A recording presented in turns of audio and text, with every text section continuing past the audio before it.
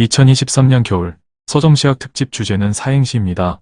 물론 창작 지면에 주안점이 있지만 오늘은 그 근저에 있는 미학적 의도랄까 시사적 맥락을 대담 형식으로 한번 설계하는 작업을 꾸리려 합니다.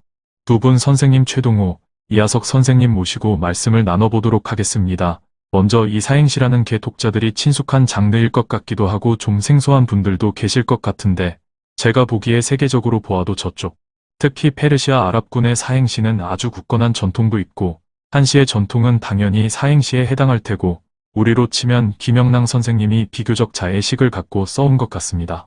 선생님께서 혹시 제가 사전에 질문지를 통해 말씀드린 분들 외에도 읽으셨거나 혹은 알고 계신 사행시의 대표적인 작품이나 시인이 혹시 있을까요? 우선 한번 여쭙고 싶습니다. 이하석 선생님께서 먼저 말씀 부탁드립니다. 오마르 하이암의 루바이아트는 워낙 잘 알려져 있고요. 동양의 절구들을 포함한 우리의 고대 시가들에 보이는 사행시 형태도 있겠습니다. 고대 가요로 범위를 넓히면 논의의 대상이 상당히 많겠지요. 특히 향가 중에서 노동요라든가 풍요, 헌화가, 해성가, 구지가 등에서 이야기를 시작할 수 있지 않을까 합니다. 저도 우리 전통 속에서 찾자면 사구체 향가 쪽에서 시작이 되었다. 이렇게 보이고 뒤에도 나오겠지만은 절구 형태 이런 것들 외에 선행하는 구지가나 황조가 등도 다 사행범주에 속한다고 봐야 되거든요.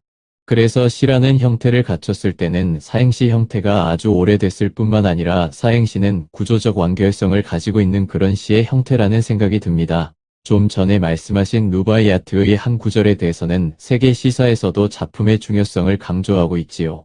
오래전에 이미 헤겔은 미학을 집필하면서 한 구절을 동양시의 좋은 예로 인용하기도 했습니다. 헤겔은 당시 이미 동양의 시들에 대해서 많은 것을 알고 있었고 사행시에도 관심을 가지고 있었다는 반증이 아닐까 합니다.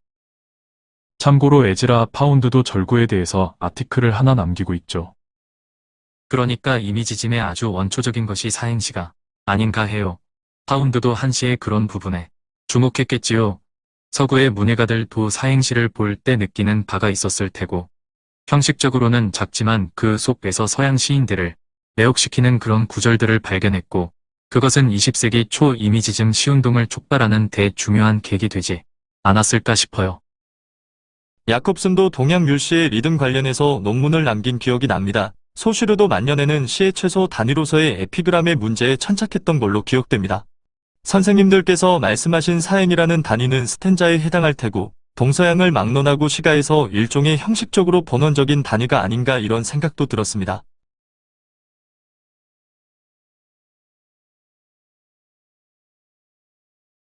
그렇다고 해도 우리나라에서 사행시를 그래도 장르적 의식을 가진 분이 김영랑이라고 보통 얘기되는 것 같습니다. 김영란은 영은 앙시집에서 사행시를 발표한 이후에 영랑시선으로 넘어오면서 제목을 붙이고 배열을 조정하는 형식으로 이렇게 써온 것 같습니다.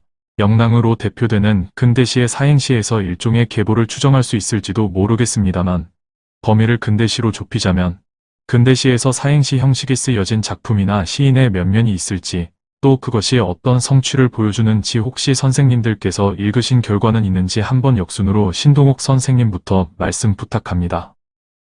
대학원 다닐 때 영랑시성과 영랑시집의 성취에 대해 강의 들었고 그때 사행시에 대해 처음 알게 되었습니다. 근대시에서 사행시는 사행소곡과 같은 형태로 어구를 이루며 발표, 창작되는 듯합니다. 고대 가요에서 음률의 성격을 받아들이면서 굴절하는 방식이 아니었나 싶은 생각이 듭니다. 박용래가 남긴 몇 편의 사행시는 폐야적인 성격이 강하지만 역시 노래 형식을 의도한 제목과 더불어서 창작되고 있고요. 고대 가요에서 귀원한 시의 원초적인 성격을 반영하면서도 시대에 맞게 쓰여진 것이 근현대의 사행시 계보로 이어진 듯합니다.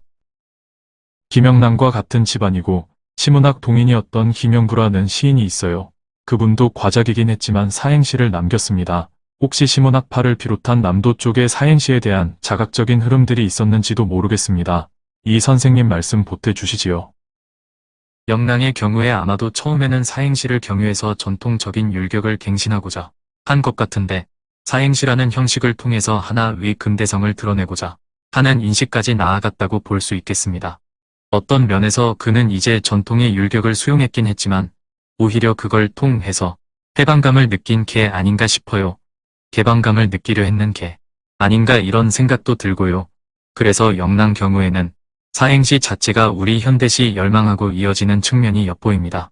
영랑 이후의 사행시는 그것이 사행시 형식을 의식했다는 면에서 연속되고 있는데, 물론 영랑 이전에 소월의 엄마야 누나야 같은 작품이 있고요. 오걸의 윤서월, 박영래의 저녁 눈 이런 작품들은 대표적인 사행시일 터입니다. 영랑의 사행시를 내가 처음 봤을 때는 이게 아주 상당히 독특한 형태구나, 이런 생각으로 주목한 바 있습니다. 지금 앞에서 말씀하신 대로 영랑의 경우는 어떤 율격 문제, 음악성을 상당히 중요시하셨지요. 시집으로 묶어 발간 당시에는 제목도 없이 일련 번호로 사행시를 연속해서 배치하지 않았습니까? 한편으로 영랑은 시의 구조적인 문제까지는 생각을 못하지 않았을까? 이런 생각도 한편으로 들어요. 아무래도 음악성 쪽으로 많이 기울어져 있었고, 그래서 영랑의 명편들은 사행시 형식이 파괴되면서 완성되는 모란이 피기까지 이런 작품들에서 완성을 보이고, 그런 면이 외려 현대적인 의미를 갖게 됩니다. 물론 영랑 이전에는 또 노산 이은상의 이행시에 주목할 수도 있어요. 양장시조라고 하지요. 노산의 양장시조 역시 삼행시나 사행시에 대응하는 것이 아니었을까 합니다. 그 다음에 월화 김달진 선생이 만년에 남긴 작품 중에서 소곡회한집이라는 제아의 연작시 60여 편에 가까운 사행시를 선보이고 있습니다. 특히 소동파의 적벽부에 나오는 망미인의 천일방나는 인용구로부터 시작하는데, 이 작품은 멀리 있는 연인을 그리워하는 내용을 주제로 하고 있습니다. 김달진의 소곡회한집은 전부 다 사행시이고, 소곡, 노래라는 측면에서 보자면 사행시는 노래의 원형이라고 할 만하고, 등단 시기는 김달진이 영랑보다 앞서고 있습니다. 편수로 환산하자면 김달진의 사행시가 영랑보다 많을 수 있겠네요. 물론 형태적인 측면에서 주목을 못 받았지만, 김달진이 남긴 유고집 속에서 찾아낸 거고요. 그 다음으로 비교적 최근 시인으로는 박희진 선생이 작고하시기 직전에 서정시학에서 펴낸 사행시와 17자 시가 있어요. 사행시와 더불어서 일본 하이쿠 형식을 변조한 일행시를 실험한 경우입니다. 물론 시적 긴장이라든가 이런 거는 좀 약하고, 어떻게 보면 실험적이라는 인상이 많이 드는 것도 사실입니다. 최근 윤수천 시인이 사행시집 당신 만나려고 세상에 왔나봐, 사람과 사람 사이에도 메아리가 있다 두 권을 간행하여 주목받은 바 있습니다. 하지만 지금 우리가 사행시에 주목하는 데는 현재와 같은 디지털적인 상황 속에서 이런 맥락을 통해서 본다면 우리 시를 좀 새롭게 볼 수 있는 근거가 될 수도 있다는 생각도 듭니다. 사행시를 시대사적 문학사적인 의미와 접점을 만들어서 살펴봤으면 좋겠다, 이런 생각을 가지고 서정시학의 이번 기획 취지가 여기에 있기도 합니다. 세 분 선생님께서 정리해 주셨던 문학사적 연속성을 가지고 사행시를 살필 수 있다는 것을 재확인하게 됩니다. 암암리의 다양한 경로로 여러 시인들을 통해 전승되는 흐름이 있다면 일종의 양식 개념으로까지 확립할 수 있지 않을까 하는 생각이 좀 드네요. 명시적인 사행시라는 정신을 규정하기는 어렵잖아요. 사행시 형식이 일종의 기율이 되어서 이어져 온 것이지요. 그 시도 자체가 지속성을 가지지 못해 사행시가 크게 빅을 못 봤지만, 시인들이 서정시를 생각할 때 기본적으로 노래와의 접점을 반추하고 반대로 사행시를 떠올릴 때는 그런 면을 의식적으로 계승하고 넘어서려는 의도에서 나름대로 창작은 지속돼 왔다고 볼 수 있겠습니다.